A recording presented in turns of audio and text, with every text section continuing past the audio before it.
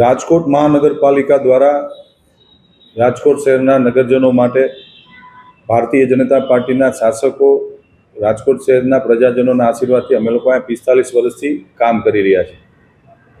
અમે આ મહાનગરપાલિકાને સત્તાનું સાધન નથી ગણતા, સેવાનું સાધન જ્યારે ગણતા હોય ત્યારે રાજકોટમાં કોઈ પણ પ્રકારની પ્રવૃત્તિઓ, ગેરવ્યાજબી પ્રવૃત્તિઓ અમે ક્યારેય ચલાવી લેવાના નથી।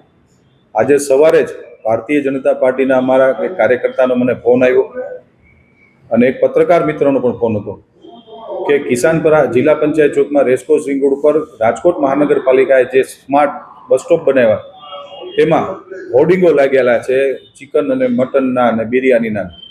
આ પ્રકારના હોર્ડિંગો લાગ્યા છે જે ગેરવ્યાજબી છે। એટલે તાત્કાલિક મારા દ્વારા મેં અધિકારીશ્રીઓને સૂચના આપી, 1 કલાકની અંદર રાજકોટ શહેરના જ્યાં પણ હોર્ડિંગો લાગ્યા હોય રિમૂવ કરો અને એડ એજન્સીને નોટિસ આપો કે ભવિષ્યમાં આપ કોઈ પણ પ્રકારના હોર્ડિંગ નહીં જ મારવા દઈએ। જો મારશો તો તમારો કોન્ટ્રાક્ટ રદ કરી અને તમારી ડિપોઝિટ અમે ફોરફિટ કરી લેશું।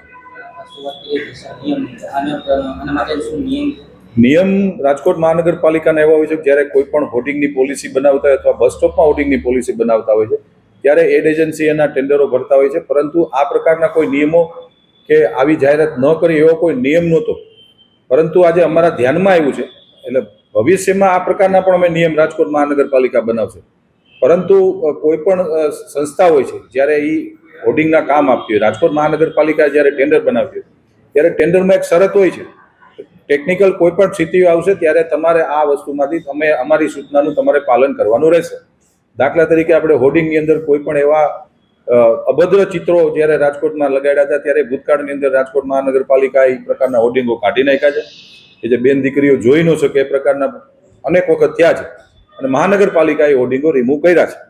એવી જ રીતે આજે આ પ્રકારના જે હોર્ડિંગ હતા એ અમે રિમૂવ કર્યા છે અને ભવિષ્યમાં ક્યારે પણ ન થાય એની અમે મારા દ્વારા સૂચના આપવામાં આવી છે।